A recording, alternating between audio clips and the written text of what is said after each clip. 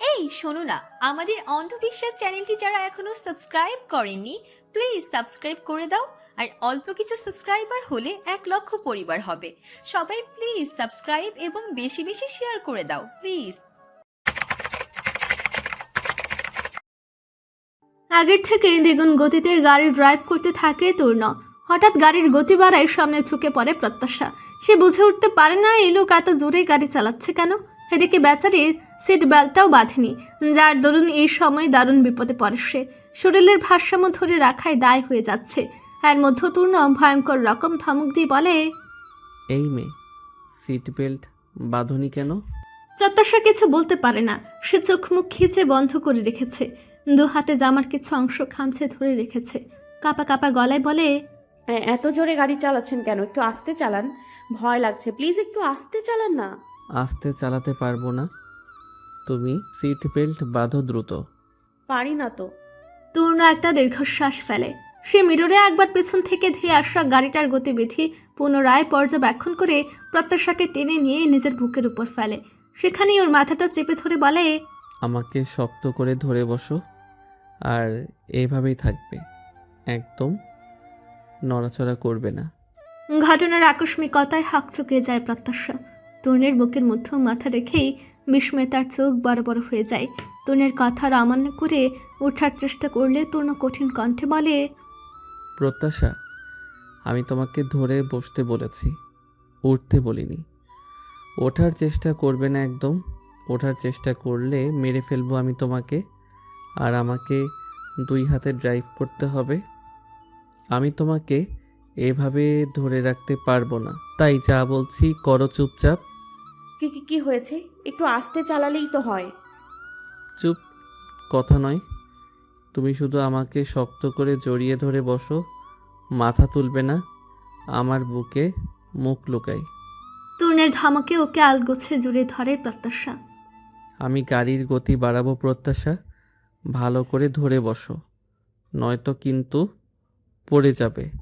সাবধান বাণীটা দেওয়ার সাথে সাথে ন্যানো সেকেন্ড সময় ব্যয় না করে গাড়ির গতি আরও বাড়িয়ে ফেলে তূর্ণ। প্রত্যাশা ভয়ে কুণ্ঠিত হয়ে এবার বেশ ভয়ে ভয়েই ওকে ঝাপটে ধরে। বাধ্য বাচ্চাটির ন্যায় পড়ে রয় তরুণীর চওড়া বক্ষে। তরুণীর গাড়ির গতি বাড়ার সাথে সাথে ওদের ফলো করা গাড়িটারও গতি বাড়ে। শহরের রাস্তায় এখনও প্রবেশ করেনি ওরা। রাস্তাটা বেশ শুনশান, যার ফলে দুটো গাড়ি তুমুল গতিতে ছুটে চলেছে অনায়াসেই। তবে এবার বোধ হয় তরুণের গাড়ির গতির সাথে না পেরেই ওরা গান শুরু করেছে। তরুণ এই ভয়টাই পাচ্ছিল। সেজন্যই তো প্রত্যাশাকে নিজের বক্ষের মাঝে ওভাবে আড়াল করে রেখেছে আগে ভাগে। তরুণ খুব দ্রুততার সহিত ওদের এক একটা গুলিকে বিফল করে। যতবারই গুলি ছোড়া হচ্ছে ততবারই নিস্তব্ধ পরিবেশে ঝংকার তুলছে সেগুলো। প্রথমবার গুলির আওয়াজ পেতেই কেঁপে উঠেছিল প্রত্যাশা। মাথা তুলতে গিয়েও তরুণের সাবধান বাণীতে আর সে সাহস করে ওঠে না। সেভাবে লেপ্টে আছে ওর বক্ষে। তবে মেয়েটা যে ভয়ঙ্কর রকমের ভয় পেয়েছে সেটা ওর শরীরের কম্পন দেখে ঢের বুঝতে পারছে তরুণ। থর থর করে কাঁপছে মেয়েটা। কি হচ্ছে কি না হচ্ছে সেটা জিজ্ঞেস করারও ফুরসত পায়নি ও, শুধু ভয়ে কেঁপেই যাচ্ছে। তবে ওর কাঁপা কাঁপিতে তরুণের ড্রাইভিং করতে একটু সমস্যা হচ্ছে বই কি। প্রত্যাশা, ডোন্ট প্যানিক। ভয় পেও না, চুপচাপ ওভাবেই থাকো। তোমার এভাবে কাঁপাকাঁপিতে আমার ড্রাইভিংয়ে সমস্যা হচ্ছে। ভুলে যেও না, তুমি এখন আমার বুকে রয়েছো। আর এটা জিপ গাড়ি, কোনো শেল্টার নেই, যে কোনো সময় গুলি এসে লাগতে পারে। প্লিজ চুপটি করে থাকো আমার বুকে, আর আমাকে আরও শক্ত করে ধরে বসো। প্রত্যাশা ওর কথা মানে প্রাণপণে চেষ্টা করে শরীরের কম্পন থামানোর। ও তরুণের বুকে মুখ গুজে পড়ে রয়েছে। তরুণ এক হাতে আল গোছে পকেট থেকে ফোনটা বের করে ফোন করে কাউকে, তারপর ফোনটা ছুঁড়ে ফেলে পেছনের সিটে। রাতের আধারে শুনশান ফাঁকা রাস্তায় বেশ কিছুক্ষণ ধরে চলে দুই গাড়ির মধ্যে বাঘ বন্দি খেলা। তরুণের কাছেও বন্দুক রয়েছে, সেও গুলি চালাতে পারত, তবে প্রত্যাশা থাকতে সেটা কিছুতেই সম্ভব নয়। সেজন্যই এখন শুধু পিঠ বাঁচিয়ে চলেছে সে। সহসাই ওদের চোখের ফাঁকি দিয়ে তরুণের গাড়িটা মেন রোড থেকে নেমে যায় গ্রামের অমসৃণ মেঠো পথে। সেখানে নেমে গাড়ির হেডলাইটের আলো নিভিয়ে দেয় তরুণ। পূর্ণিমার আলোতেই ড্রাইভ করতে থাকে সে, শুধুমাত্র অনুমানের জেরে। এই রাস্তা তরুণের চেনা, সেজন্য রাদ্য পান্ত মুখস্থ তার। কিছু দূর গিয়ে বড় একটা বট গাছের তলে গাড়িতে ব্রেক কষে সে। কেউ দংশের সময় ব্যয় না করে প্রত্যাশাকে নিয়ে নেমে যায় গাড়ি থেকে। সেখানেই আধারে দাঁড়িয়ে ছিল একটা সাদা রঙের প্রাইভেট কার। তরুণকে দেখে নেমে আসে গাড়িতে অধিষ্ঠিত ব্যক্তিটি। তার গায়ে সফেদ শার্ট, কালো রঙের ডেনিম প্যান্ট, পায়ে লেডিস স্নিকার, চুলগুলো উঁচু করে ঝুঁটি বাঁধা, চোখে চৌকা চিকন ফ্রেমের চশমা। তরুণ প্রত্যাশার হাতটা ওর দিকে দিয়ে বলে, ওকে, সহি সালামত তোমার ঠিকানায় নিয়ে যাও রোমানা। রাস্তায় কোনো মতে গাড়ি থামাবে না, সোজা বাসায়। অ্যান্ড আই রিপিট, ওর যেন কোনো ক্ষতি না হয়। আমি কিছুক্ষণ পর আসছি। নাও গো। রুমানা ওর আদেশ তামিল করতে বলে প্রত্যাশাকে নিতে এলে ওর হাত ঝটকা মেরে সরিয়ে দেয় প্রত্যাশা। তরুণীর দিকে তাকিয়ে কাদো কাদো গলায় বলে, আপনি আমাকে কোথায় পাঠিয়ে দিচ্ছেন? আপনি যাবেন না? তাহলে আমিও যাব না। জেদ করো না প্রত্যাশা, তুমি ওর সাথে যাও। আপনি যাবেন না, ওরা গুলি করছে। না, করুক গুলি, তুমি যাও। যাব না। আপনিও চলুন দয়া করে। ওদের গাড়ির ধ্বনি পাওয়া যাচ্ছে। ক্রমাগত সেগুলো এগিয়ে আসছে এদিকেই। হেডলাইটের আলোগুলো দেখা যাচ্ছে। তরুণ পিছু ফিরে সে দৃশ্য একবার দেখে নিয়ে অতি দ্রুত রুমানাকে বলে, গাড়ির দরজা খোলো রোমানা। রুমানা তড়িৎ গাড়ির দরজা খুলতেই তরুণ প্রত্যাশাকে কোলে তুলে বসিয়ে দেয় গাড়িতে। প্রত্যাশার মাথায় আলতো হাত বুলিয়ে বলে, তুমি ওর সাথে যাও, আমি আসছি। ওকে, দ্রুত এখান থেকে নিয়ে যাও রোমানা। শেষ বাক্যটি রুমানার দিকে চেয়ে বলে তরুণ। পরপর সরে এসে গাড়ির দরজা বন্ধ করে দেয়। ততক্ষণে রুমানা এসে বসেছে ড্রাইভিং সিটে। তরুণের আদেশ পেতে সে গাড়ি স্টার্ট দেয়। মেঠো পথের ধুলো উড়ে রওনা দেয় আধারের মাঝে। প্রত্যাশা বোধ হয় কি হচ্ছে এখনো কিছু বুঝে উঠতে পারেনি। সে জানালা গলিয়ে ফ্যাল ফ্যাল করে তাকিয়ে থাকে দূরে ফেলে আসা তরুণের অবয়ব ও গাড়ির দিকে। যদিও এই আধারে কিছু স্পষ্ট নয়, প্রত্যাশা চলে যেতেই একটা সুস্থের নিঃশ্বাস ফেলে তরুণ। কোমরে গুজা পিস্তলটা বের করে সেটাকে গলিতে পূর্ণ করে ফেলে। তারপর আবারও গাড়ি ঘুরিয়ে নিয়ে আসে মেন রোডে। আরও কিছুক্ষণ খেলা যাক বাঘ বন্দি খেলা। না খেলে বাঘ ধরবে কি করে? এই তরুণ, এসে গেছি, ওঠ। শাহরিয়ারের ডাকে ভাবনার সুতো কাটে তরুণীর। চোখ মেলে তাকায় সে। এক পল শাহরিয়ারের দিকে চাই। কি রে, ঘুমাচ্ছিলে নাকি? ঘুমোতে যাব কেন? নিচে নাম, চাইলে গাড়িতেই বসে থাকতে পারিস। না না, যাবো আমি। শালা ধান্দাবাজ। তুই তো শালা জীবনে একটা মেয়ের দিকেও ফিরে তাকালি না। তুই বুঝবি কেমন করে এসব? আল্লাহর রাস্তে বউটার দিকে একবার ফিরে তাকাস। বেশি না বকে পা চালা। ও কোথায়? কাঁদতে কাঁদতে ঘুমিয়ে পড়েছি স্যার। কাঁদতে কাঁদতে কেন? ও বোধহয় আপনাকে ভয় পাচ্ছিল স্যার। ভয় পাচ্ছিল কেন? কিছু বলেছো ওকে? না না স্যার, আমি কি বলবো, আমি তো আরো ওকে থামানোর চেষ্টা করছিলাম। আপনি গাড়িতে তুলে দেওয়ার পর কিছুক্ষণ আপনার দিকে তাকিয়েছিল। আপনি চোখের আড়াল হতেই ঝরঝর করে কেঁদে ফেলেছে। ও ভেবেছে আপনি বোধহয় ওকে আমার কাছে রেখে চলে গেছেন, আর আসবেন না। কোথায় ও? আমার ঘরেই আছে, আমার সাথে আসুন স্যার। শাহরিয়ার এতক্ষণ ডাইনিং থেকে পানি পান করছিল আর ওদের কথোপকথন শুনছিল। ওরা দুজন ঘরের দিকে পা বাড়ালে ও ওদের পেছু পেছু ছুটে। তরুণের বউ দেখার জন্য যার পরনায় এক্সাইটেড সে। প্রত্যাশা রুমানার ঘরের ফ্লোরে খাটের সাথে হেলান দিয়ে বসে ঘুমাচ্ছে। গায়ে একটা সফেদ ব্ল্যাঙ্কেট জড়ানো, শুধু মুখটুকুই দৃশ্যমান তার। তরুণ ওকে দেখে কিছু বলার আগেই রুমানা ইতস্তত ভঙ্গিতে জবাব দেয়, স্যার, ও এখনও বসে কাঁদছিল।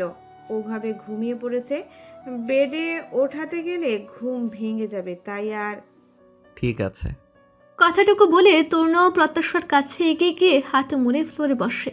ওকে ডাকতে গিয়েও ডাকে না, আল গুছিয়ে কোলে তুলে নেয়। প্রত্যাশা একটু নড়ে চড়ে ওঠে, তবে ঘুম ভাঙে না তার। তরুণ ওকে নিয়ে এগিয়ে যেতে যেতে শাহরিয়ারকে আদেশ ছুড়ে, তাড়াতাড়ি আয় গাড়িতে। শাহরিয়ার হ্যাঁ না কিছুই বলে না। সে তরুণের যাওয়ার পানে ফ্যাল ফ্যাল করে চেয়ে আছে। তরুণ চলে যেতেই রুমানা ওর দিকে এগিয়ে এসে শুধায়, স্যার, মেয়েটা তন্নু স্যারের কি হয়? বউ? আনমনে উত্তর দেয় শাহরিয়ার। কি? রুমানার বিস্মিত কণ্ঠের সম্বিত ফিরে শাহরিয়ারের। দুয়ার হতে দৃষ্টি হটিয়ে রুমানার পানি থাকায় মেয়েটার চোখ মুখে বিস্ময়, বিস্মিত সে নিজেও। তার চোখ ঠিক দেখলো কিনা সে এখনো বিশ্বাস করতে পারছে না। আচ্ছা রুমানা মেয়েটাকে কি তোর কাছে বাচ্চা বাচ্চা লাগছে? স্যার, ও তো বাচ্চা বাচ্চা লাগবে কি, ও তো বাচ্চাই, 14-15 বছর হবে হয়তো। কিন্তু স্যার, একটু আগে আপনি কি বললেন, মেয়েটা তূর্ণ স্যারের বউ? হিসেব মতো তো তাই হবে। কি বলছেন স্যার? এই বাচ্চা মেয়েটা তূর্ণ স্যারের বউ, সেটা কি করে সম্ভব? আর স্যার, বিয়ে করলেনই বা কখন? না না স্যার, বাচ্চাদের চেহারায় অন্যরকম একটা দ্রুতি থাকে। আপনি যেমন গোছের মানুষের কথা বলছেন, ওদের চেহারায় বাচ্চা বাচ্চা ভাব থাকলেও ওদের দেখে বোঝা যায় ওরা বাচ্চা নয়, দেখতেই অমন। অথচ এর মুখ দেখেই বলে দেওয়া যাবে এর বয়স সদ্য কিশোরীতে পা রাখা মেয়ে। রুমানা, তোমার কথা শুনে তো আমার মাথা আওলায় পাকিয়ে যাচ্ছে। সদ্য কিশোরী বয়সে পা রাখা মেয়ে তুর্যের বউ? How it's possible? Sir, possible impossible পরে ভাববেন। পূর্ণ স্যার আপনাকে তাড়াতাড়ি যেতে বলেছিলেন, আর আপনি এখনো এখানে দাঁড়িয়ে পসিবল ইম্পসিবল ভাবছেন। এই দেখেছো, দেরি হয়ে গেল। আবার ওর কাছে গিয়ে চটকানি খাবো। আমি যাই বাবা, আসছি রুমানা, টেক কেয়ার। আসছি Rumana, see you tomorrow. Yes sir. গাড়ি চালাচ্ছে আর ফাঁকে ফাঁকে গাড়ির ফ্রন্ট মিররে নজর বোলাচ্ছে শাহরিয়ার। পেছনে তূর্ণ আর প্রত্যাশা বসেছে, ওদেরকেই দেখে চলেছে ও। প্রত্যাশা অবশ্য বসে নেই, সে গভীর ঘুমে তূর্ণের উরুতে মাথা রেখে শুয়ে আছে। তূর্ণ সিটে শরীর ছেড়ে দিয়ে জানালার কাছে এক হাতের কনুইতে ঠেস দিয়ে ওই হাতের তালুতে মাথা রেখে চোখ বন্ধ করে একটু কাত হয়ে বসে আছে। গাড়িতে ওঠার পর তূর্ণের সাথে আর কোনো কথা হয়নি শাহরিয়ারের। গাড়িতে ওঠার আগেই দেরি হওয়ার দরুন তূর্ণের চটকানি খেয়েছে যে সে গাড়িতে আসতে দেরি করেছে। তূর্ণ এ নিয়ে ভয়ঙ্কর রকম খেপেছে তার উপর, যে কারণে সে আর কথা বলার সাহস পাচ্ছে না। এদিকে তূর্ণের সাথে কথা বলার জন্য তার মন আনচান করছে, জানতে মন চাইছে প্রত্যাশার ব্যাপারে। সে প্রত্যাশার মুখের দিকে ভালো করে খেয়াল করে দেখেছে, মেয়েটা সত্যি একটা বাচ্চা, টিনেজার। এরকম একটা মেয়ের সাথে তূর্ণের বিয়ের কাহিনী না শোনা অবধি স্বস্তি মিলছে না। ভাই, এই বাচ্চা মেয়েটা কি সত্যিই তোর বউ? শেষমেশ অস্বস্তিতে আর টিকতে না পেরে কথাটা জিজ্ঞেস করে ফেলল শাহরিয়ার। তবে তূর্ণ জবাব দেয় না, সে সেভাবেই বসে থাকে। তূর্ণের জবাবের আশায় বেশ কিছুক্ষণ অপেক্ষা করে আবারও অধৈর্য কণ্ঠে বলে উঠে, কি হলো, কথা বলছিস না কেন? ভাই, আমার কিন্তু অধৈর্য লাগছে। তোর সাথে ওরকম বাচ্চা একটা মেয়ের বিয়ে কিভাবে, কি? আমি তো কিছুই বুঝতে পারছি না। Oh please Shahriar, now I don't want talk to you about this matter. Please stop, পরে এক সময় বলবো, এখন প্লিজ চুপচাপ ড্রাইভ করো। কিছুটা বিরক্ত ও ক্লান্তি মিশ্রিত সুরে কথাগুলো বলে তূর্ণ। শাহরিয়ার চেয়েও আর কিছু বলতে পারে না। এবার কথা বললে দেখা যাবে তার গর্দান গেল। তখনও ভোরের আলো ফুটেনি, ফজরের আজানের পরও এখনও আলো ফুটে বেশ সময় নিয়ে। এখনও চারদিকে বেশ আধার। আধার চরাচরের মাঝে ঘর আধার করে নিকট কালো আধারের মাঝে বসে আছে শক্তি। ঘরে ড্রিম লাইটের হালকা আলোটুকু জ্বলছে না, শুধু ফোনের স্ক্রিনের ক্ষীণ আলো জ্বলছে। সেটুকুতেই শক্তির ভগ্ন মুখ দৃশ্যমান। সে ক্রমাগত একই নম্বরে ডায়াল করে যাচ্ছে, অথচ অপারেশন মানুষটি ফোন রিসিভ করছেই না। পরপর 25 বার একই নম্বরে ডায়াল করে মেজাজ গরম হয় শক্তির। সে প্রচণ্ড আক্রোশে হাতের ফোনটা ফেলে দিতে দিতেও ফেলে না, তবে নিজের রাগটুকুকে মেটানোর জন্য ব্যাডসাইড টেবিলে রাখা কাচের গ্লাসটি ছুঁড়ে মারে অদূরে। সেটা গিয়ে পরে ক্লজেটের সাথে সেট করা কাচের আয়নাতে। দুই রকম কাচের সংঘর্ষে দুটো কাচই ঝনঝন শব্দ তুলে ভেঙে যায়। তবে সেদিকে শক্তির কোনো ভ্রুক্ষেপ নেই। সে আবারও একই নাম্বারে ডায়াল করতে ব্যস্ত। কাজ টাজ ভেঙে এবারে বোধহয় ভাগ্য সহায় হয় তার। ফোনের অপর প্রান্তে থাকা ব্যক্তিটি এবারে ফোন রিসিভ করে। ওপাশের ব্যক্তিটি হ্যালো বলতেই শক্তি কণ্ঠে আক্রোশ ঠেলে শুধায়, ঘুমাচ্ছিলেন নাকি মরছিলেন? সেই কাল থেকে ফোন দিচ্ছি। রিল্যাক্স পিচ্ছি, মনে হচ্ছে রেগে আছো। শান্ত হও। এই রাত দুপুরে কেউ তো আর ফোন নিয়ে বসে থাকে না। আমার শোক নষ্ট করে আপনি আরামের ঘুম ঘুমাচ্ছেন? বাহ। কেন সুখ নষ্ট হচ্ছে বলে তুমি ঘুমাচ্ছ না কি? বাজে বাঁকা বন্ধ করুন। আর শুধুমাত্র আপনার প্ল্যানের জন্য আমার রাতের ঘুম নষ্ট হয়েছে। তখন ঝুঁকের বসে তো ভেবেই দেখিনি যে আমি কি করছি।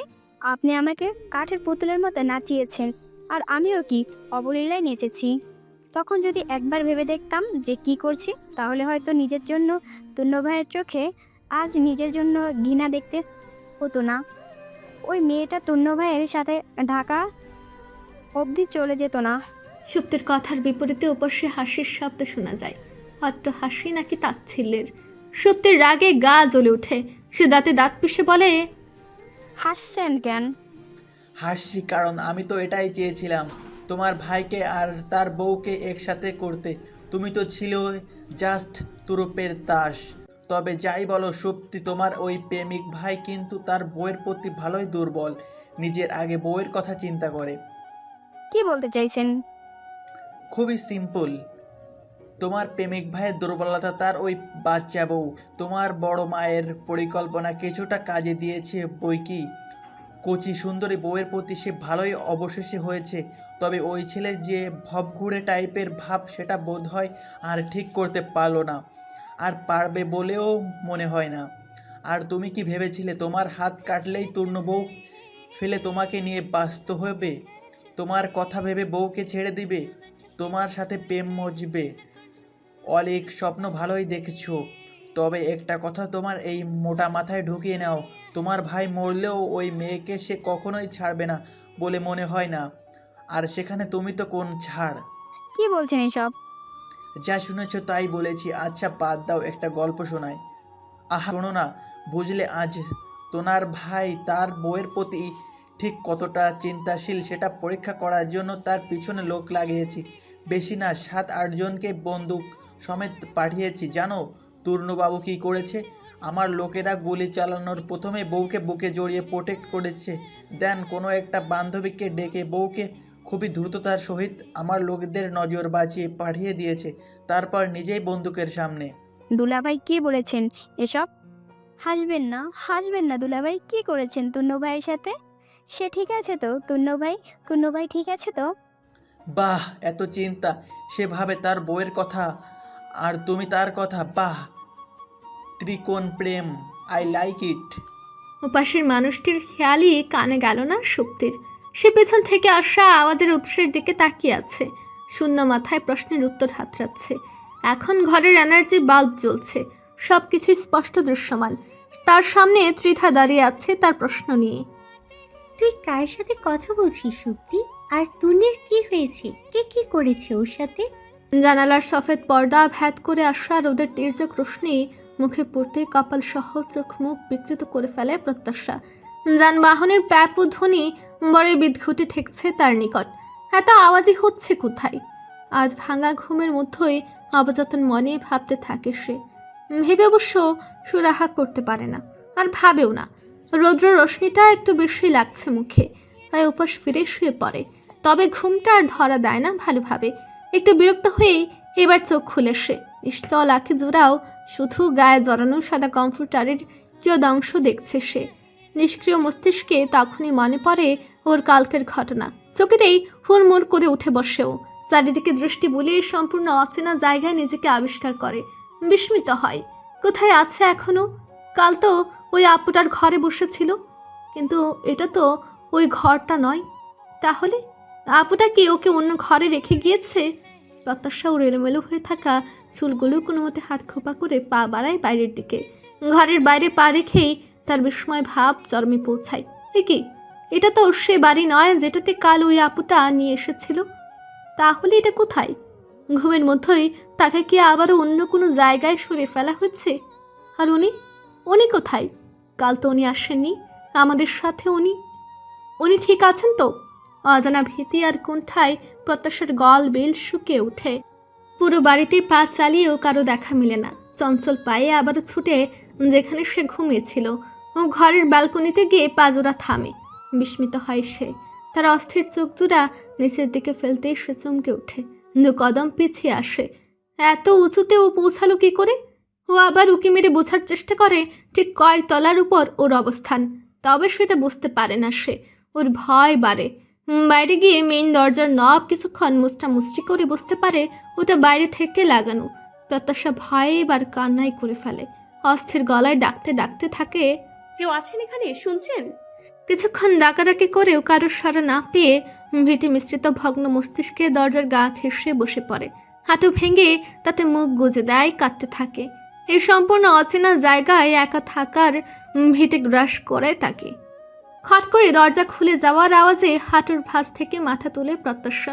এই অচেনা জায়গায় চেনা মানুষটিকে দেখে হয়তো তপ্ত মরুভূমির ন্যায় শুষ্ক চিত্তে এক পশলা বৃষ্টি নামে, তবু সেটা শুধু চিত্তেই নামে, চঞ্চলতাই নয়। সে সামনে দাঁড়িয়ে থাকা মানুষটির তীক্ষ্ণ নজরের বিপরীতে তাৎক্ষণিক কোনো প্রতিক্রিয়া দেখাতে পারে না, শুধু ভেজা আঁখিতে চেয়ে থাকে ফ্যাল ফ্যাল করে। তুমি আবার কাঁদছো? ভ্রুজোড়া গুছিয়ে গমগমে কণ্ঠে জিজ্ঞেস করে তূর্ণ। প্রত্যাশা ওর প্রশ্নের জবাব দেয় না, মাথা নিচু করে ফেলে। সাথে সাথে চোখের কোটরে জমে থাকা টুপ করে দুফোঁটা জল পড়ে ফ্লোরে। তূর্ণ আবারও বলে ওঠে, আমার প্রশ্নের উত্তর না দিয়ে মাথা নিচু করে ফেলছো কেন? আমার দিকে তাকাও। আর আবার কাঁদছো কেন? কি সমস্যা তোমার? বুঝলাম না। কথায় কথায় এত চোখের জল আমদানি করো কিভাবে? কিছুটা বিরক্ত কণ্ঠে বলে তূর্ণ। প্রত্যাশা এবারেও কিছু না বলায় একটু বিরক্তই হয় সে আর কিছু না বলে হাতে থাকা গ্রোসারির থলেটা নিয়ে এগিয়ে যায় রান্নাঘরের দিকে। ওটা কিচেন ক্যাবিনেটে রেখে হাতটা ধুয়ে নেয়। ও সকাল সকাল গিয়েছিল বাজার করতে, এ কদিন বাড়িতেই ছিল না বিধায় বাজার একেবারে শেষ, সাথে আর একটা গুরুত্বপূর্ণ কাজও পড়ে গিয়েছিল, তাই একটু সময় নিয়েই বাড়ি ফিরেছেও। তার মধ্যে মেয়েটা ঘুম থেকে উঠে কাঁদতে লেগেছে। কে ছিজ কাঁদনে মেয়ে। তূর্ণ মাথায় থাকা ক্যাপটা খুলে ফেলে, সোফায় বসে জুতা জোড়া খুলতে খুলতে প্রত্যাশাকে উদ্দেশ্য করে বলে ওঠে, এখনো ওখানে বসে আছো যে? এখনো প্যান করার ইচ্ছা আছে নাকি? ইচ্ছা থাকলে দ্রুত মাথা থেকে ঝেড়ে ফেলো। আমার তোমার প্যানানি শোনার ইচ্ছা নেই। প্রত্যাশা, 10 সেকেন্ডের মধ্যে এখানে এসে বসো ফার্স্ট। শেষ বাক্যে আদেশ ছুড়ে তূর্ণ। প্রত্যাশা ওখানে বসে তূর্ণের কর্মকাণ্ড দেখছিল। এবারে শাড়ির আঁচলে চোখের জলটুকু মুছে ছোট ছোট কদমে তূর্ণের সামনে গিয়ে দাঁড়ায়। তূর্ণ জুতা মোজা খুলায় ব্যস্ত। ও মিনমিন করে বলে উঠে, আমি প্যান করছিলাম না। গায়ে চাপানো জ্যাকেটটা খুলে প্রত্যাশার দিকে তাকায় তূর্ণ। এখন ওর গায়ে ডার্ক ব্লু রঙের টি শার্ট আর কালো ডেনিম প্যান্ট। মাথার ক্যাপ খুলে ফেলার কারণে চুলগুলো অনেকখানি এলোমেলো হয়ে গিয়েছে। আঙুলের সাহায্যে সেগুলো ঠিক করতে করতে জিজ্ঞেস করে, তাহলে কি করছিলে? কাঁদছিলাম। ও আচ্ছা, কাঁদছিলে। তা সেটা করছিলে কেন? ভয় লাগছিল। ভয় লাগছিল কেন? কেউ ছিল না। দিনের বেলায় বাড়িতে কেউ না থাকলে এখনো কি ভয় পাওয়ার বয়স তোমার? আমি তো ভয় পাই না। এই যে বললে ভয় লাগছিল। আপনার মাথায় বুদ্ধি নেই। কি বললে জোরে বলো। প্রত্যাশার বিড়বিড় করে বলা কথাটা শুনতে পায় না তূর্ণ। তার জন্য অবশ্য মনে শুকরিয়া আদায় করে প্রত্যাশা। না জানি শুনতে পেলে কি করতো। এবার স্বাভাবিক গলায় স্বরে বলে, বারে এরকম অচেনা একটা জায়গায় একা রেখে গেছেন, ভয় লাগবে না? তার উপর কালও আমাকে কার না কার কাছে রেখে উধাও হয়ে গেছিলেন। আমি তো ভেবেছিলাম। থেমে যায় প্রত্যাশা। ওকে থামতে দেখে তূর্ণ নিজে জিজ্ঞেস করে, আপনি ঠিক আছেন তো? চোখের সামনেই তো আছি, দেখে নাও। আচ্ছা, কাল ওরা কারা ছিল আর গুলি চালাচ্ছিল কেন? আমাদের কি মারতে চাইছিল? গলার স্বর পরিবর্তন হয় প্রত্যাশার। ভারতীয় কণ্ঠে জিজ্ঞেস করে প্রত্যাশা। তূর্ণ বলে, না, লুটতে চাইছিল। ওরা ডাকাত ছিল। ওই রাস্তাটায় মাঝে মাঝেই ওরকম ডাকাতের উপদ্রব দেখা যায়। পুলিশ কিছু বলে না? ওরা তো সবসময় আসে না, হুটহাট এসে হাজির হয়। তবে পুলিশ ওদের ধরার চেষ্টা করছে। আচ্ছা, ওটা নিয়ে অত ভেবো না। আর শোনো, কাল তোমাকে যার কাছে রেখে গিয়েছিলাম ও রুমানা, বুঝলে? আমার ফ্রেন্ড, তাই ওর থেকে ভয় পাওয়ার কিছু নেই। ও আচ্ছা। দেখে তো মনে হচ্ছে এখনই ঘুম থেকে উঠেছ। যাও, হাত মুখ ধুয়ে এসো। যাচ্ছি। প্রত্যাশা হাত মুখ ধুতে গেলে তূর্ণ মাথাটা এলিয়ে দেয় সোফায়। শূন্যে দৃষ্টি দিয়ে ভাবতে থাকে বাজারে ঘটে যাওয়া অপ্রীতিকর ঘটনাটির কথা। কেউ তার পিছু করছিল, প্রায় ধরে ফেলেছিল লোকটাকে। তবে হাত ফসকে পালিয়ে গেছে। কেউ তো সাহায্য করেছে, তার মানে একজন নয় একের অধিক ব্যক্তি তার পিছু লেগেছে। প্রত্যাশাকে এখানে রাখাটা কি ঠিক হবে? তূর্ণাও বাজার থেকে রেডিমেড খাবার কিনে এনেছিল, সেগুলি খেয়েছে ওরা। ওদের খাবারে ভাগ বসাতে আবার সকাল সকাল হাজির হয়েছে শাহরিয়ার। ছেলেটার নাকি সারা রাত প্যাট গুড়গুড় করছিল তূর্ণের বিয়ের কাহিনী না শোনায়, তাই আজ সকাল সকাল প্যাট গুড়গুড়ানি কমাতে চলে এসেছে তূর্ণের বাড়িতে ওর বিয়ের কাহিনী শুনতে। এসে থেকেই তূর্ণের পাত্তা না পেয়ে ওর পিছু পিছু ঘুরেছে। তবে তূর্ণ সে মজেছে ল্যাপটপের স্ক্রিনে। সে শব্দে সে প্রত্যাশার পাশে গিয়ে বসেছে। প্রত্যাশা গালে হাত ঠেকিয়ে ড্রয়িং রুমের সিঙ্গেল সোফাটায় বসেছিল, যেমন গভীর চিন্তায় মগ্ন ছিল সে। শাহরিয়ার খট করে ওর সামনে সোফাটায় বসে বলে, কি ভাবছেন ভাবি? প্রত্যাশা কিছুটা হকচকে আনমনে বলে ওঠে, বলছি কি এত ভাবছেন? আপনার বরমশাই তো কাজে ব্যস্ত, আর আপনি এখানে ভাবনায় মগ্ন। আমি যে বেচারে এসেছি কেউ খেয়ালই দিচ্ছে না। কণ্ঠে মেকি দুঃখ ঢেলে শুধায় শাহরিয়ার। প্রত্যাশা বলে, কিছু ভাবছিলাম না, এমনিই বসেছিলাম। আপনি ওনার বন্ধু তাই না? এতক্ষণে জানলেন কথাটা? কেউ তো বলে দেয়নি এ কথাটা, আমি অনুমান করলাম। এসে থেকেই দেখছি ওনার সাথে ঝগড়া করছেন।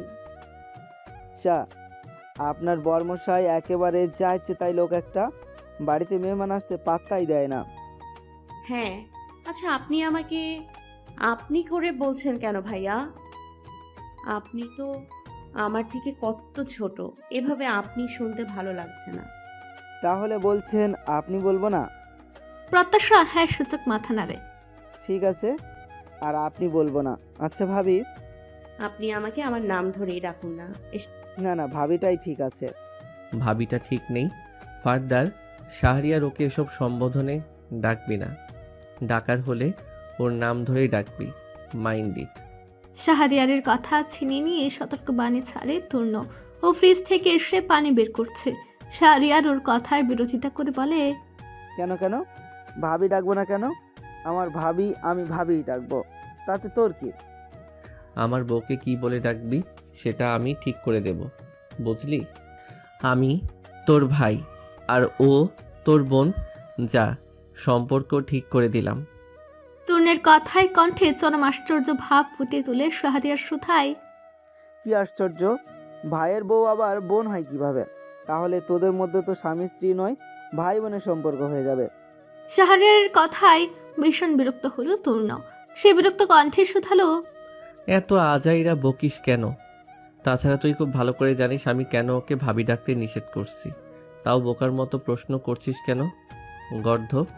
শাহরিয়ার মাথা নিচু করে বিড়বিড় করে ওকে উদ্দেশ্য করে বোধহয় একটা গালি ছুড়ে। প্রত্যাশা তা দেখে ঠোঁট টিপে হাসে। তূর্ণ ফের ঘরে যেতে যেতে শাহরিয়ারকে উদ্দেশ্য করে বলে, এই যে ছাগলের 3 নম্বর বাচ্চা, রোমানাকে ফোন করে এখানে আসতে বলতো। তুই আমাকে কি বললি? তুই যা শুনেছিস তাই। বেশি না বকে রোমানাকে আসতে বল। আর আমার ঘরে আয় তো ফার্স্ট। তূর্ণ ওর ঘরে ঢুকে যায়। শাহরিয়ার ওর পানি তাকিয়ে মুখ বিকৃত করে বিড়বিড় করে বলে উঠে, ছাগল কোথাকার, কুত্তার 3 নম্বর বাচ্চা। আঙ্কেল আন্টি যে কোন ডাস্টবিনে কুড়িয়ে পেয়েছিল কে জানে, যত সব। দুপুরে গোসলের সময় বেজায় সমস্যায় পড়ে যায় প্রত্যাশা।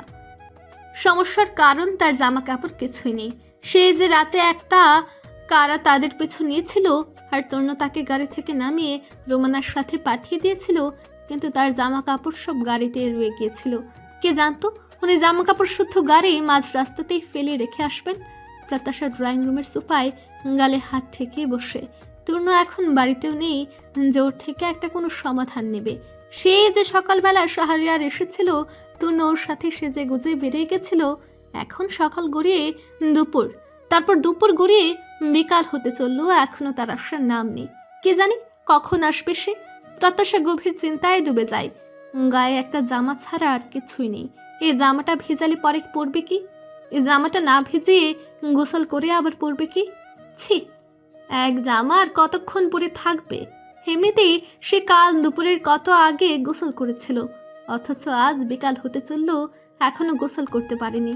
আর কতক্ষণ গোসল না করে থাকবে? প্রত্যাশার দারুণ ইরিটেটিং ফিল হতে থাকে।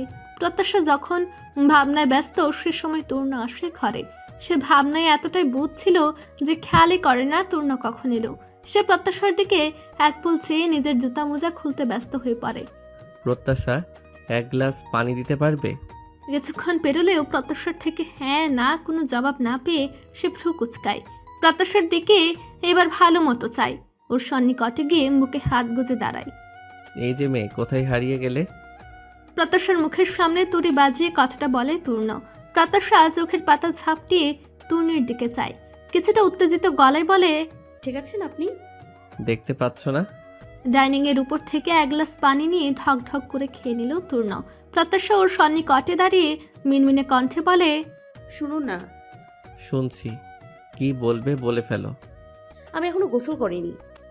তো আমি গোসলের পর কি পরবো? আমার তো আর জামা নেই। বাড়ি থেকে যা এনেছিলাম কাল রাতেই তো সব নষ্ট হয়ে গেছে। আর একটাও নেই? না, এখন কি করব? তূর্ণ একটুখানি ভাবে, মনে পড়ে কাল রাতের কথা। গুলাগুলিতে একসময় ওই ব্যাগটা নিজের ঢাল হিসেবে ব্যবহার করেছিল সে। ব্যাগের মধ্যেও আর কিছুই অক্ষত নেই। সে একটু ভেবে বলে, ঠিক আছে, আমার সাথে আমার ঘরে এসো। এই ফ্ল্যাটে দুইটা ঘর। একটা ঘরে প্রত্যাশা নিজেকে ঘুম থেকে ওঠার পর আবিষ্কার করেছিল, আর একটা ঘর বন্ধ পড়ে। প্রত্যাশা আজ সারাদিন ওই ঘরের সামনে ঘুরঘুর করে বুঝেনি ওই ঘরের মধ্যে কি এমন আছে যার জন্য অত বড় একখানা তালা ঝুলানো।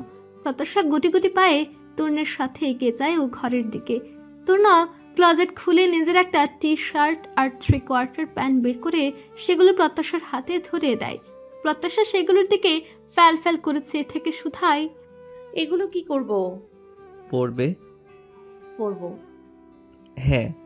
এগুলো তো আপনার। আই নো, এগুলো আমার। আজকের জন্য তোমাকে এগুলোই পরতে হবে, বুঝেছ? আমার সব থেকে ছোট সাইজের টি শার্ট আর 3/4 বের করে দিলাম। এবার যাও, তোমার গোসল সেরে নাও। আমি পরবো না। তূর্ণার শীতল চোখে তাকালো প্রত্যাশার পানে, ঠান্ডা কণ্ঠে শুধালো, কেন? প্রত্যাশা এলোমেলো দৃষ্টি ফেলল। এই লোক কিছুই বোঝে না নাকি?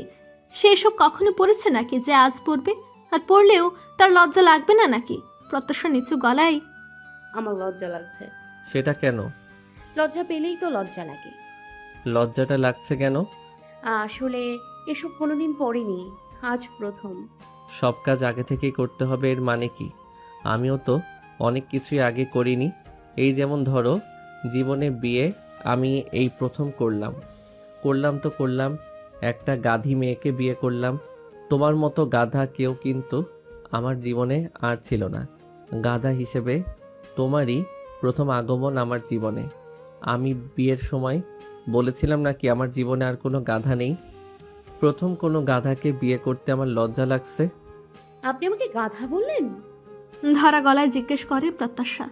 তূর্ণের কথায় তার খারাপ লেগেছে। লাগবে নাই বা কেন? এভাবে কেউ তাকে কোনোদিন গাধা বলেনি। কিন্তু এ লোক বারবার তাকে কেন গাধা বলে? এই মেয়ে, কাঁদছো নাকি? প্রত্যাশা মাথা নিচু করে মাথা নাড়ে।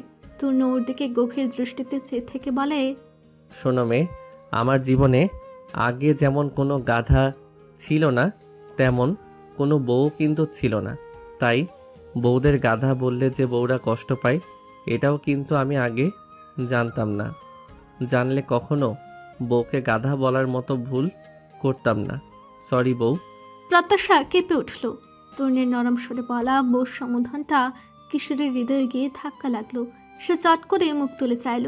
ওকে চাইতে দেখে তূর্ণ আলগোছে হাসল। প্রত্যাশার চোখের কোণে পানি চিকচিক করছে। তূর্ণ রকিং চেয়ারে বসেছিল। সে সেখান থেকে উঠে এলো। প্রত্যাশার চোখের পানি আলতো করে মুছে দিয়ে বলল, এটা জানতাম না, আমার বাচ্চা বউয়ের একটু বেশিই লজ্জা। এসো, লজ্জা ভেঙে দেই। তূর্ণ প্রত্যাশার হাত নিজের করপুটে পুড়ে ওর হাত ধরে সামনে চলতে থাকলো। প্রত্যাশার খুর কাটলো। সে এতক্ষণে কেমন যেন একটা ঘুরের মধ্যে ছিল। সে চট করে জিজ্ঞেস করলো, কোথায় যাচ্ছি আমরা? এসো, তোমায় গোসল করিয়ে দেই। হোপ তোমার লজ্জা ভাঙবে। নয়, হ্যাঁ। তূর্ণের সাবলের জবাবে তবদা খেয়ে গেল প্রত্যাশা। সে দাঁড়িয়ে পড়ল। পরপর হাতে জোর প্রয়োগ করে ছাড়িয়ে নিল নিজের হাতটা। তূর্ণ পিছু ফিরে ওর দিকে চাইল। ভ্রু চির শুধালো, কি হলো, চলো। না, আমি কোথাও যাব না। কেন, লজ্জা ভেঙেছে নাকি? হ্যাঁ হ্যাঁ, ভেঙেছে। তাহলে যাও, চটপট গিয়ে এটা পরে গোসল করে এসো, আমি খাবার রেডি করছি। আচ্ছা। প্রত্যাশার কথা বাড়ালো না, দ্রুত ওয়াশরুমে ঢুকে গেল। সাথে বুঝলো এই লোক কথার জালে তাকে ফাঁসাতে উস্তাদ। বেশি কথা বললে দেখা গেল আবার ফাঁসিয়ে দিল কথার জালে। আয়নায় নিজেকে দেখে নিজেই হেসে ফেলে প্রত্যাশা। তূর্ণ টি শার্ট শর্টস দুটোই ওর বড় হয়ে গেছে। টি শার্টটি পড়েছে প্রায় হাঁটু অব্দি আর হাতা পড়েছে কনুইয়ের নিচে। শর্টসটা তো তার ফুল প্যান্ট হয়ে গেছে। সেটাকে অনেকটা প্রত্যাশার নিকট প্লাজোর মতো লাগছে। প্রত্যাশা ড্রেসিং টেবিলের আয়নার সামনে ঘুরে ঘুরে দেখছে নিজেকে। এগুলো পরার আগে যতটা লজ্জা লাগছিল এখন ততটা লাগছে না, বরং বেশ মজাই পাচ্ছে সে তূর্ণের ন্যায়, তূর্ণের মতো ভাব নিয়ে দাঁড়ায়। নিজের কণ্ঠটাকে কিঞ্চিত মোটা করে তূর্ণের ন্যায় শুধায়, এই মেয়ে, এত বোকা কেন তুমি? মাথায় বুদ্ধি শুদ্ধি কি তোমার কিছুই নেই? এই মেয়ে, চুপ করো। এই মেয়ে, এত বেশি বোঝো কেন তুমি? আমি যা বলছি তাই চুপচাপ করো। এই মেয়ে। এই মেয়ে, আমাকে কপি করা হচ্ছে বুঝি? প্রত্যাশা চমকে পেছনে তাকালো। তূর্ণ দরজায় হেলান দিয়ে বুকে হাত গুজে দাঁড়িয়ে আছে। প্রত্যাশা লজ্জা পেয়ে আবার সামনে ঘুরল। তূর্ণ এগিয়ে আসলো। প্রত্যাশা তখন মুখ নিচু করে দাঁড়ানো। তূর্ণ শীতল কণ্ঠে বলল, আমাকে কপি করা হচ্ছিল বুঝি? প্রত্যাশা দ্রুত নাচসূচক মাথা নাড়ল। দেখে এদিকে ঘুরো। প্রত্যাশা আবারও নাচসূচক মাথা নাড়ল। তূর্ণ নিজেই ওর বাহু ধরে নিজের দিকে ঘুরালো। দেখলো প্রত্যাশা চোখ খিচে বন্ধ করে রেখেছে। তূর্ণ ভ্রুজোড়া গুছিয়ে ফেলে, একটুখানি বোধ হয় মনে মনে হাসে। এভাবে চোখ বন্ধ করে রেখেছো কেন? চোখের মধ্যে কি লুকিয়ে রেখেছো? দেখি চোখ খোলো। কিছুক্ষণ লুকাইনি। দ্রুত চোখ খুলে কথাটা বলল প্রত্যাশা। তূর্ণ শব্দ করে হেসে উঠল। প্রত্যাশা বুঝলো না এই লোকের হাসির কারণ। সে শুধু ফ্যাল ফ্যাল করে অসহায় চাহনিতে চেয়ে রইল। অসহায় চাহনিতে চেয়ে থাকতে থাকতে প্রত্যাশা হুট করে অনুভব করল দৃষ্টির মুগ্ধতা। কিশোরের হৃদয়ে সহসায় ধাক্কা লাগলো। লোকটাকে হাসলে এতটা সুন্দর লাগলো, অথচ গুমরা মুখ লোকটা হাসে না, সবসময় প্যাঁচার মতো মুখ করে থাকে কেন কে জানে। প্রত্যাশা অন্তরের ধাক্কাটা খুব একটা অনুভব করতে পারল না। সে সময় অনুভব করলো তূর্ণের হাসিখানা। আপনাকে হাসলে খুব সুন্দর লাগে। আনমনে কথাখানা বলে ফেলল প্রত্যাশা। তবে তূর্ণের কানে কথাখানা ঠিকই পৌঁছালো। মুহূর্তেই তার ভুল বদল হলো। সে হাসি থামিয়ে মুখখানাকে বরাবরের ন্যায় করে ফেলল। তূর্ণ পূর্ণ দৃষ্টিতে প্রত্যাশার পানে চাইল। মেয়েটা এখনো মুগ্ধ চাহনিতে তার দিকে তাকিয়ে। কিশোরীর অন্তরের কম্পনখানা আর একটু বাড়াতে তূর্ণ বলল, আমার ড্রেসে তোমাকেও সুন্দর লাগছে। তূর্ণস ওয়াইফ ম্যাটেরিয়াল লাগছে প্রত্যাশা। চলো, লাঞ্চের সময় পেরিয়ে যাচ্ছে। প্রত্যাশা জড়বস্তুর ন্যায় এগিয়ে চলল তূর্ণের সহিত। তূর্ণ যখন তার প্রশংসা করছিল তখন তার অন্তরে কম্পনের সৃষ্টি হয়েছে, যা এখনো বিদ্যমান। এ কেমন অনুভূতি? এই অনুভূতি প্রত্যাশা চেনে না। এই অনুভূতির সহিত তার পূর্ব পরিচয় ঘটেনি। কি একটা অদ্ভুত অনুভূতি হয় অন্তরের মাঝে মাঝে মাঝে এই লোকের সাথে থাকলে। কি অদ্ভুত! রোমানার আসার কথা ছিল কাল সকালেই, তবে সে আসতে পারেনি। তূর্ণ আর শাহরিয়ারকেও বেরিয়ে পড়তে হয়েছিল অফিসের উদ্দেশ্যে। তাদের অফিসের মেন শাখা সেগুন বাগিচায়, সেখানে যেতে হয়েছিল তাদের। বহুদিন পর যেহেতু ফিল্ডে ফিরেছে তূর্ণ, সেজন্য আজ একেবারে মেন অফিসে যেতেই হয়েছিল। তাছাড়া তার তদন্ত কত দূরে গেছে সেটাও জানানোর প্রয়োজন ছিল। তাই তো 3 জনকেই আজ অফিসে ছুটতে হয়েছিল। রোমানা নিজেও একজন এনএসআইয়ের অফিসার। দুপুরে অফিস থেকে ফিরে যে যার বাড়িতে চলে গিয়েছিল। তারপর অপরাহ্নে আবার একসাথে হয়েছে সবাই। তূর্ণ আর শাহরিয়ার মুখোমুখি বসে আছে। দুজনেই মুখভঙ্গি যার পরনায় সিরিয়াস, যেমন এই মুহূর্তে গভীর চিন্তায় মগ্ন তারা। দুজনেই তূর্ণের অ্যাপার্টমেন্টে অবস্থান করছে। তারা দুজন ছাড়া আর কারো উপস্থিতি নেই এই মুহূর্তে, তাই গুরুত্বপূর্ণ আলোচনা করে যাচ্ছে অবলীলায়। প্রত্যাশা রোমানা এই মুহূর্তে এখানে নেই, তারা অন্য ঘরে রয়েছে এবং গল্পে মুশগুল। শহরে একের পর এক স্মাগলিং এর ঘটনা ঘটছে। যেমন তেমন নেশাদ্রব্য নয়, ক্রিস্টাল ম্যাথ বর্তমানে সবচেয়ে ভয়াবহ মাদকদ্রব্য। এমন এক ধরনের মাদকদ্রব্য এটি পৌঁছে যাচ্ছে শহরের কোনায় কোনায়। আগে এই রাজধানী ঢাকার মধ্যেই এর জন্ম হয়েছিল, তারপর আস্তে আস্তে ছড়িয়ে পড়েছে দেশের বিভিন্ন প্রান্তে। শুধু বার বা আবাসিক হোটেল নয়, এই ড্রাগস পৌঁছে যাচ্ছে কিশোর ছেলেদের হাতে হাতে। ড্রাগসের ভয়াল থাবায় আজ তারা আক্রান্ত। মাদকদ্রব্য নিয়ন্ত্রণ কমিশনের পাশাপাশি এবার মাঠে নেমেছে এনএসআইর স্পেশাল টিম। কারণ এগুলোর মূল হোতা বিভিন্ন ধরনের রাজনৈতিক নেতাকর্মী, যারা ভালো মানুষই মুখোশের অন্তরালে অবলীলায়। তাই তো গোয়েন্দা সংস্থার এই স্পেশাল ব্রাঞ্চ কাজ করে চলেছে এর পেছনে। ফায়াজ তুর্ন আর শাহরিয়ার কবির কাজ করছে এদের টিম লিডার হিসেবে। এই কেসটা তরুণের জন্য ভীষণ গুরুত্বপূর্ণ এবং সে অতি গুরুত্বের সহিত এর দায়িত্ব পালন করছে। বলা যায় এই কেসটা তরুণের জন্য একটা টার্নিং পয়েন্ট হিসেবে কাজ করছে। এই কেসের খুঁটিনাটি তথ্য সংগ্রহ করতে গিয়ে অতি চাঞ্চল্যকর এবং অবিশ্বাস্য কিছু তথ্য আবিষ্কার করেছে তরুণ। প্রথমত, সাদাব আলম ওরফে তার বোন জামাইয়ের সম্বন্ধনীয় তথ্য। He is also drug smuggler. তার হাত ধরেই এই ড্রাগস পৌঁছে যাচ্ছে ময়মনসিংহের কোনায় কোনায়। এমনই একটা গ্রাম অতিথিপুরে, যেখানে ড্রাগ স্মাগলিং বেড়েছে অন্যান্য জায়গা থেকে বহু গুণে। কারণ সেখানকার স্থানীয় মেম্বার নিজে একজন বড় মাপের ড্রাগ স্মাগলার, নুনের ব্যবসা থেকে কোটিপতি। এক কথায় যাকে বলে হুলস্থুল কাণ্ড। সেখানে এমন একজন বড় মাপের নেতাকর্মীর হাত পেয়ে তার স্মাগলিংয়ের ব্যবসা চলছিল রমরমে। গ্রামের সাধারণ মানুষের চক্ষু ফাঁকি দিয়ে রাতের আধারে কি রমরমা ব্যবসায় না চলছিল। গ্রামের মানুষ যদিও দু একজন দেখত, তবে সাহস পেত না কথা বলার। তবে যখনই নিয়ামুল হক এসব দেখেন, তিনি প্রতিবাদ করে ওঠেন এর বিরুদ্ধে, থানায় মামলা অবধি করেন। তবে খুব একটা লাভ করতে পারেন না এসব করে, বরং নিজের ক্ষতি ডেকে আনেন তিনি। ক্ষতিপূরণ করতে হয় স্ত্রীর সহ নিজের জীবন দিয়ে। নিশ্চিত ধ্বংস জেনেও নিজেই পা বাড়িয়েছিলেন নাকি জড়িয়ে গেছিলেন এসবের সাথে, এই একটা প্রশ্ন তারা করে বেড়াচ্ছিল তূর্ণ। দ্বিতীয় সম্ভাবনাটি খুবই কম, কারণ তাকে নিয়ে যে হুমকি ধামকি দেওয়া হয়েছে সেটা মোটামুটি নিশ্চিত তূর্ণ। তাহলেও কেন এই মরণ পথে ইচ্ছে করে জড়াতে যাবেন তিনি? তারই উত্তর খুঁজতে প্রায় পাগলের মতো প্রমাণ খুঁজছে তূর্ণ। 5-6 দিন আগেই ঢাকার নাম করে গেছিল নড়াইল, যেটা নিয়ামুল হকের পূর্ব নিবাস। তবে সেখানে গিয়ে আরো জল খোলা হয়, সন্দেহ জড়ালো হয়। রহস্যের জর্ত খুলেই না, উল্টে আরো রহস্যের বেড়া জালে জড়িয়ে পড়ে তূর্ণ। কি, কেন এবং কিভাবে? এই 3টে প্রশ্নের সমাধান যত হচ্ছে ততই যেন আবার নতুন করে এই প্রশ্নগুলির উদ্ভব হচ্ছে। একে একে সব তথ্য প্রমাণগুলো একটা মিনি হোয়াইট বোর্ডে সাজিয়েছে তূর্ণ। শাহরিয়ারকে পাই টু পাই বোঝাচ্ছে সবকিছু। শাহরিয়ার বোঝে, চিন্তিত ভঙ্গিতে শুধায়, আমরা কি নিয়ে কাজ করছিলাম আর কিসে জড়িয়ে পড়েছি? তোর কি মনে হয় তূর্ণ, আসলে এই নিয়ামুল হকের রহস্যটা কি? তূর্ণ ডান হাতের তর্জনী ও মধ্যমা আঙ্গুলের মাঝে মার্কার প্যান্টটা ঘোরাতে ঘোরাতে শুধায়, এটা পরিষ্কার উনি শুধুই পশুর ডাক্তার ছিলেন না, এটা নিশ্চিত হয়েছি ওনাদের মার্ডার কেসের রিপোর্ট দেখার পর। কারণ এরকম গ্রাম্য এলাকায় একজন পশুর ডাক্তারের কাছে লাইসেন্স বন্দুক থাকা প্রায় অসম্ভব। তার কাছে বন্দুক থাকতেই বা যাবে কেন? দ্বিতীয়ত, গুলি চলেছে প্রফেশনাল স্টাইলে, একেবারে ফুসফুস ভেদ করে গেছে, এক গুলিতেই কাম সাবার। তৃতীয়ত, বন্দুকে সাইলেন্সার লাগানো। কেউ কিছু বুঝে ওঠার আগেই পরপর 3 জনকে মেরে ফেলেছেন তিনি।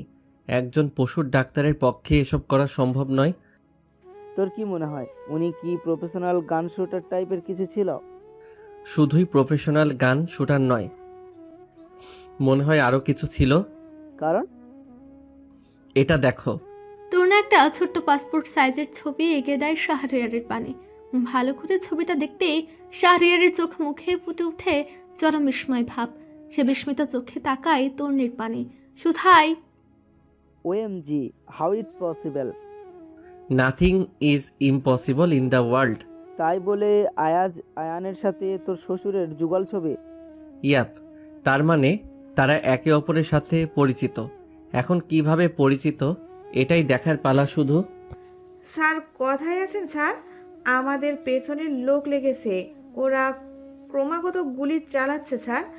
I can't tackle them, they are very dangerous and you are totally in dangerous.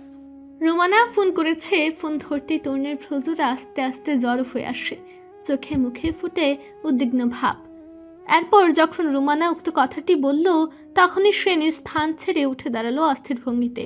তার চোখ মুখে চরম বিস্ময় ভাব। এসব কি বলছে রুমানা? রুমানা বিপদে পড়েছে। তার বিপদ মানে প্রত্যাশারও বিপদ। প্রত্যাশা যে আজ তার সাথেই রয়েছে। প্রত্যাশাকে নিয়ে আজ সে বেরিয়েছিল শপিংয়ে, তবে শপিং মলে গিয়ে বিপত্তি বাধে। তাকে এখানে অর্থাৎ পুরা বাড়িতে আসার জন্য বলা হয়, এবং সে এখন পুরা বাড়িতে যে লোকটা বাধা ছিল সে ফুট করে মারা গিয়েছে। তার মরার কারণ এখনো অজ্ঞাত।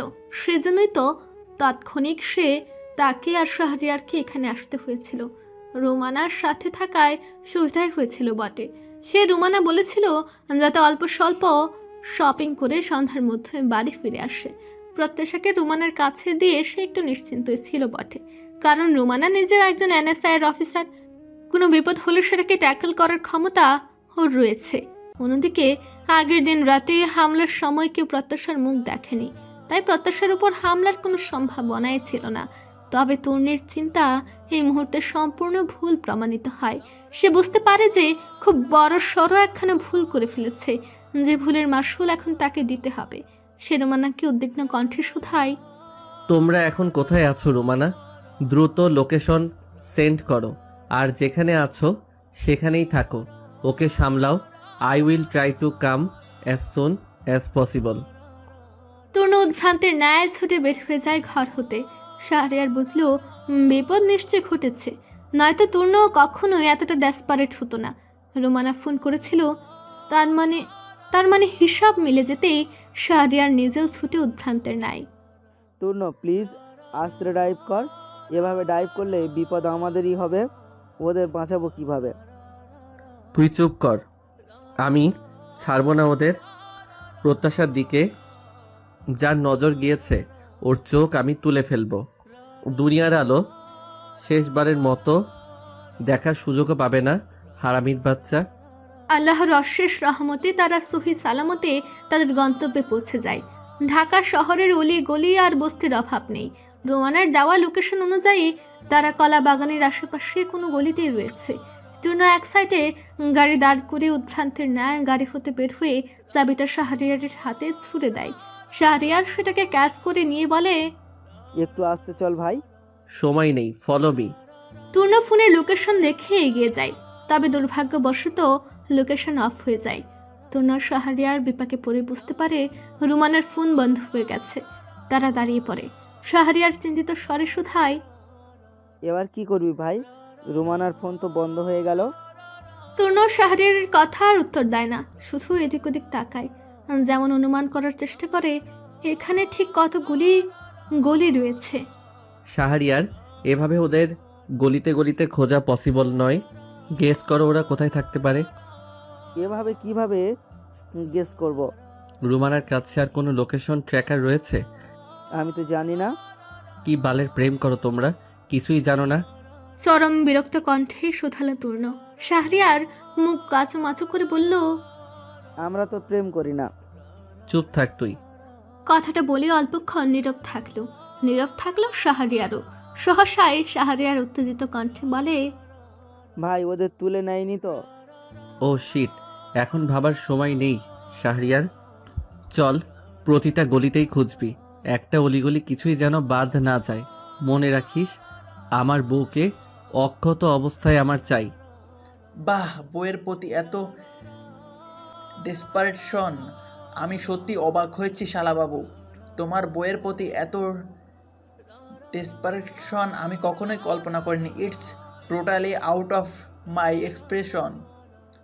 তূর্ণ অবাক হলো, কয়েক মুহূর্তের জন্য থামকালো, বিস্মিত কণ্ঠে শুধালো, আপনি? ইয়াপ, আমি শাবাদ আলম, তোমার একমাত্র বোনের একমাত্র জামাই। তরুণরা যে সময় পাগলের মতো উলিতে গলিতে প্রত্যাশার রুমানাকে খুঁজতে ব্যস্ত ছিল, তখনই আকস্মিক এই সাদাপের ফোনের কারণ বুঝল না সে। তবে এখানে মুহূর্তে কল করায় বিরক্ত হলো বটে। আপনার হিয়ালি ছাড়ুন, কি বলবেন বলুন। বলছিলাম যে তোমার ওই বাচ্চা বউয়ের প্রতি এত ডিপারেন্ট তুমি, এতটাই যখন বউ দরদি হয়েছ তখন বউকে কোলে নিয়ে বসে থাকা উচিত ছিল। তবে আফসোস, তুমি গাধার মতো আগের দিন অত বড় একটা হামলার পরও বউকে একা ছেড়েছো। I don't accept it from you. আমি কিন্তু তোমার বুদ্ধির তারিফ করতে পারলাম না শালাবাবু। তূর্ণা ক্ষণকালের জন্য থমকালো। যা বোঝার ইতিমধ্যে বুঝে ফেলেছে সে। সাদাবের কথা শেষ হতে না হতে সে প্রায় চেঁচিয়ে উঠল। শালা, তুই করেছিস এসব? তুই চোখ তুলে তাকিয়েছিস আমার প্রত্যাশার দিকে? সাদাব হাসলো, ঘর কাঁপিয়ে হাসলো। হাসতে হাসতে শুধালো, এটা তুমি এতক্ষণে বুঝলে শালাবাবু, কিন্তু তুমি যে বড্ড দেরি করে ফেলেছো। প্রত্যাশা কোথায়? আছে আছে, তোমার বউ ঠিকই আছে। প্রত্যাশার গায়ে যদি নখের আঁচড় অবধি লাগে, আই সোয়ার আমি তোকে শেষ করে দিব। সাদাব শুনল, তবে তার মধ্যেও কোনো হেলদোল দেখা গেল না। সে বেশ আরাম করে চেয়ারে বসলো, বলল, ডোন্ট ওয়ারি, বললাম তো সে ঠিক আছে। তবে বউয়ের প্রতি এতটা ডেম্পারেটেশন কিন্তু ঠিক নয়। কে বলতে পারে এই ডেম্পারেটেশন তোমার কাল হয়ে দাঁড়ালো? সেটা নিয়ে তোকে ভাবতে হবে না। আপনি থেকে তুইতে নেমে গেল, নট ব্যাড। যাই হোক, আমি কিন্তু মাইন্ড করিনি। বয়স অল্প, রক্ত গরম, তার উপর বউ পাগলা, একটু আধটু ভাষার অবনতি ঘটতেই পারে, এসব আমি ধরলাম না।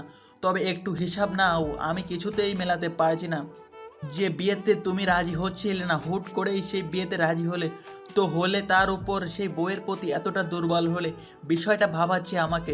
দ্বিতীয়ত, তোমাকে সবাই যা ভাবে তুমি তা নও। তুমি তাই যা আমরা তোমাকে ভাবি না। তুমি যে একজন গোয়েন্দা সেটা তো আমার কল্পনা তো ছিল। বিশ্বাস করো শালাবাবু, যখন তোমার গোয়েন্দা হবার নিউজটা পেয়েছিলাম আমি লিটারেলি বাকরুদ্ধ হয়েছিলাম। তবে বুঝলাম তুমি আমাদের ভাবনার থেকে একটু বেশি শিয়ানা। তুমি যে গোয়েন্দা সেটা এত সুন্দর করে, কি সুন্দর আমাদের সবার থেকে লুকিয়ে রাখলে। কিন্তু সেটা কেন, কেন এই লুকোচুরি, হোয়াই? এই প্রশ্নটা আমার ভীষণ ভাবাচ্ছে। থামলো সাদাব। সাদাব যে তূর্ণর গোয়েন্দা পেশার ব্যাপারে জানতে পেরেছে, এটা নিয়ে তূর্ণের কিঞ্চিত মাথা ব্যথা নেই। কারণ আর কদিন পর এটা তার জানারই ছিল। তাছাড়া শত্রুর সাথে মুখোমুখি লড়াই করতে ভালো লাগে তার। তবে তাদের অভ্যন্তরীণ কিছু নীতির কারণে এটা সম্ভব নয়। কিন্তু এখন যখন জেনেছেই, তাতে তার কিছু করার নেই। তাই এটা নিয়েও আর মাথা ব্যথা নেই। তার মাথা ব্যথা প্রথমত প্রত্যাশাকে, দ্বিতীয়ত এক অজানা চিন্তার উদ্রেক হয়েছে তার মধ্যে। তার চিন্তা কতটুকু সত্য সেটা যাচাই করার জন্যই জিজ্ঞেস করলো, আপনি কবে থেকে ফলো করছেন আমায়? যেই দিন তুমি দ্বিতীয়বারের মতো আমার বউকে নিয়ে অতিথিপুর গিয়েছিলে, ঠিক সেই দিনই থেকেই। আকপটে জবাব দিল সাদাব। তূর্ণ হিসাব মেলানোর চেষ্টা করলো। উপাস থেকে সাদাব আবার বলল, এত ভেবে না শালাবাবু, কিছু ভাবনা নিজের জন্যই গচ্ছিত রাখো। যে হিসেবে তুমি মেলাতে চাইছো সেটা আমি এক্ষুনি সলভ করে দিচ্ছি। তোর সাথে বাজে বকার সময় নেই এখন। ভালোই ভালোই বলছি, প্রত্যাশা কোথায় বল, নয়তো। দেখো, আশেপাশে কোথাও আছে হয়তো। তবে একটা কথা কান খুলে শুনে রাখো, আমি তোমাদের শান্তিতে বাঁচতে দেব না শালাবাবু। যে ক্ষতি তুই আমার করতে যাচ্ছিস, তার থেকে দ্বিগুণ ক্ষতি আমি তোকে করব। Just wait and. আর মনে রাখিস, তোর বইয়ের ওপর সাবাদ আলমের নজর পড়েছে। আর সাদাবের নজর এতটাও ভালো নয়। শুধু নামটা মনে রাখিস, সাদাব আলম। আমিও তোর দৌড় দে। তার কথা আর শুনল না তূর্ণ। সে কান থেকে ফোন নামিয়ে নিল। সামনে রুমানা দাঁড়িয়ে, তার অবস্থা বিধ্বস্ত। শাহরিয়ারও বাঘ খারাপ হয়ে গেল তাকে দেখে। তূর্ণ ফোন বন্ধ করে বাঘ খারাপ দৃষ্টিতে রুমানার দিকে তাকিয়ে। রুমানা এক পা দুপা করে এগিয়ে আসছে তার দিকে। শাহরিয়ার ছুটে গিয়ে তাকে ধরে। রুমানার অবস্থা বিশেষ ভালো না। তার কথা বলতে গিয়েও যেন দম আটকে আসছে। তূর্ণ নিজেও এগিয়ে যায় ওর দিকে। সে কিছু বলার জন্য চেষ্টা করছে, অথচ পারছে না। গালের কাছে একাংশ ছুলে গিয়েছে তার, যেমন শক্ত কোনো কিছু দিয়ে আঘাত করা হয়েছে তাকে। রুমানা হেলে পড়ে শাহরিয়ারের বুকে। শাহরিয়ার পাগলের মতো ডাকতে থাকে তাকে। সে কিছুটা পাগলের মতোই আচরণ করছে রুমানার এহেন অবস্থা দেখে। কি করবে, ভালোবাসে যে তাকে। রুমানা নিষ্প্রাণ চোখে তাকায় শাহরিয়ারের পানে। পরপরই তূর্ণের দিকে তাকায়, ভাঙা গলায় আওড়ায়, স্যার। রুমানার কথা বলতে কষ্ট হচ্ছে, দম আটকে আসতে চাইছে।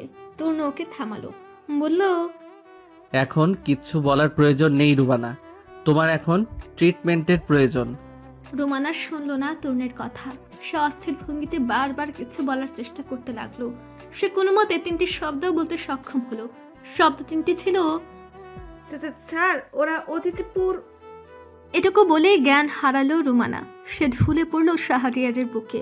শাহরিয়ার ব্যস্ত হলো, রুমানাকে ডাকতে লাগলো।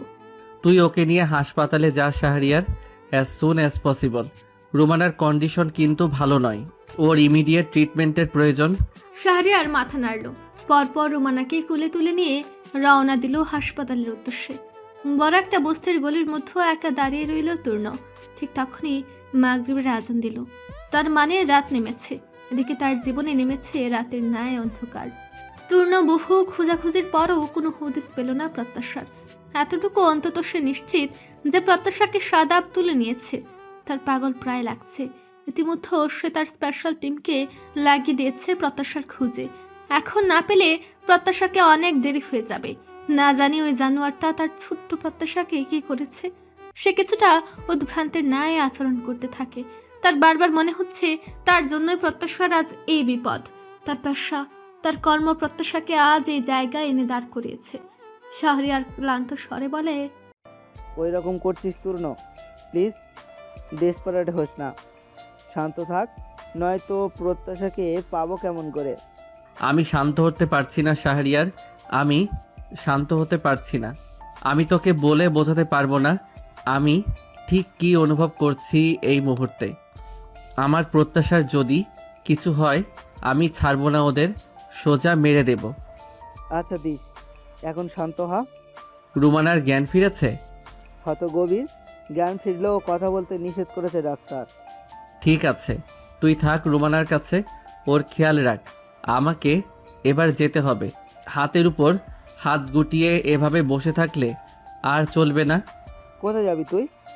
অতিথিপুর। কেন? জ্ঞান হারানোর আগে রুমানা আমাদের অতিথিপুরের কথাই বলছিল। আই অ্যাম ড্যাম, ওরা প্রত্যাশাকে অতিথিপুরেই নিয়ে গিয়েছে। আমাকে এখন যেতেই হবে। আমি ছাড়বো না একটাকেও। আমিও দেখবো ওদের কত বড় কলিজা যে ওরা ফাইয়াজ তূর্ণের কলিজায় হাত লাগায়। বাড়ি থেকে আসা একটা দুঃসংবাদে তরুণীর অতিথিপুরের যাত্রায় ব্যাঘাত ঘটে। সে বেশ কয়েকবার ত্রিধার ফোনে ফোন করার ট্রাই করেছে, কিন্তু যখন ত্রিধাকে পায়নি তখন পূর্ণকে ফোন দিয়েছে। আর তখনই পূর্ণ তাকে দুঃসংবাদটি শুনিয়েছে। ত্রিধা নাকি গত 2 দিন ধরে বাড়িতেই নেই। সে হুট করে 2 দিন আগে সিদ্ধান্ত নিল নিজের শ্বশুর বাড়ি অর্থাৎ সাদাবের বাড়িতে যাওয়ার জন্য। বাড়ির কেউই আর এ ব্যাপারে অমত করেনি। তারা তো জানতো সাদাব ও ত্রিধার মধ্যে কোনো ঝামেলার জন্য তারা আলাদা থাকছে। সেজন্য তারাও আর তার যাওয়া নিয়ে আমত করেনি। আফত সাহেব নিজে মেয়েকে রেখে এসেছেন সাদাবের বাড়িতে। তবে তার বাড়িতে যাওয়ার পর থেকে ত্রিধাকে নাকি আর ফোনে পাওয়া যাচ্ছে না, আর না ফোনে পাওয়া যাচ্ছে সাদাবকে। এদিকে তারা তার বাড়িতে খোঁজ নিয়ে দেখা গেছে তারা নাকি বাড়িতে নেই। কিছুদিনের জন্য তারা রিফ্রেশমেন্টের জন্য বেরিয়েছে। তবে খবরখানা যেন মাকে শান্ত করতে পারছে না। তিনি 2 দিন ধরে তার অন্তঃসত্ত্বা মেয়ের খোঁজ না পেয়ে অতিমাত্রায় চিন্তা করতে শুরু করেছিলেন। ফলস্বরূপ তিনি অতি শীঘ্রই অসুস্থ হয়ে পড়েন তার প্রেশারের সমস্যার কারণে। তার কথা হচ্ছে মেয়েটা একটিবার ফোন করবে না, যেখানেই গেছে যাক, তাই বলে এইভাবে ফোন বন্ধ রাখতে হবে? একজন গোয়েন্দার সব থেকে বড় অস্ত্র হচ্ছে তার মগজ। মগজটাকে যত অ্যাক্টিভ রাখতে পারবে তত তার কোনো কিছু সমাধান দ্রুত হবে। তার নিকট মগজ অস্ত্রই সব কিছু। তাৎক্ষণিক ঘটনায় তূর্ণ অস্থির হয়ে পড়েছিল। প্রত্যাশার কিঞ্চিত পরিমাণেও আশু ক্ষতির সম্ভাবনা তাকে ব্যতিব্যস্ত করে তুলেছিল। তবে এখন সে নিজেকে শান্ত করে, শান্ত মস্তিষ্কে ভাবে সবকিছু। হিসেব মিলে যেতে সে একটা গুরুত্বপূর্ণ সিদ্ধান্ত নিয়েই ফেলে। সেই মুহূর্তে সেখানে বসেই নিয়ে ফেলে একটা সিদ্ধান্ত। সে মোবাইলে ইমেল ওপেন করে ইমেল করে তাদের মেইন অফিসে। তারপর শাহরিয়ারকে ফোন করে, বলে, আমার মেইন অফিসে মেইল করা শেষ, এখন শুধু অনুমতির অপেক্ষা। তুই সব এভিডেন্স এক জায়গায় কর। অনেক হয়েছে বাঘবন্দি খেলা, আর নয়। ওই সাদাব আলম আমাকে নিয়ে প্ল্যান সাজিয়েছে, আমার ইমোশন নিয়ে খেলা করছে। এবার ও বুঝুক ফাইয়াজ আনান তূর্ণ ঠিক কী জিনিস। অমসৃণ আর সমতল স্যাঁতস্যাঁতে মেঝেটায় গুটিসুটি মেরে পড়ে আছে মেয়েটা। তার কপাল বেয়ে চুয়ে চুয়ে রক্ত ঝরছে মেঝেতে। ঠোঁটের কাছটায় কেটে গিয়ে সেখানে রক্ত শুকিয়ে কালচে বর্ণ ধারণ করেছে। গায়ে শুভ্র জামাখানায় ধুলো ময়লার ছড়াছড়ি। লম্বা চুলগুলো স্যাঁতস্যাঁতে মেঝেতে পড়ে আছে বড় হেলায়। ব্যথায় আর যন্ত্রণা তার সারা গাত্রেই প্রবাহিত হচ্ছে। যন্ত্রণায় তার মুখ দিয়ে অস্ফুট স্বরে ক্ষীণ আওয়াজ বের হতে থাকে। মেয়েটাকে দেখে আটকে ওঠে ত্রিধা। সে তার বিধ্বস্ত দেহটাকে টেনে টুনে মেয়েটার সন্নিকটে গিয়ে বসে। মেয়েটার মুখের দিকে তাকিয়ে তার বুকটা মুচড় দিয়ে ওঠে। সে ক্ষীণ স্বরে ডাকে তাকে। প্রত্যাশা, প্রত্যাশা, ওঠো প্রত্যাশা, দেখো আমি এসেছি, তোমার ত্রিধা আপু এসেছে। প্রত্যাশা। ক্ষীণ আওয়াজটা প্রত্যাশার কর্ণকুহরে প্রবেশ করে। সে চোখ মেলে তাকাতে চাইছে কিন্তু পারছে না। মনে হচ্ছে চোখে কেউ পাথর চাপা দিয়ে রেখেছে। ফের তার কানে আসে ত্রিধার আওয়াজ। এই তো আপু ফের ডাকছে তাকে। তাকে চোখ মেলে তাকাতে বলছে কিন্তু সে পারছে না। যন্ত্রণায় তার চোখ খুলে রাখা দায় হয়ে পড়েছে। এত আধার কেন চারিদিকে, এত আধার কেন? প্রত্যাশা বহু কষ্টে চোখ মেলে তাকাতেই সক্ষম হয়। তবু অন্ধকার, খুব অন্ধকার চারিদিকে। ঘরটা অন্ধকার, চারিদিকে অন্ধকার। কোথাও থেকে একটু আলো নেই। এত অন্ধকার কেন চারিদিকে?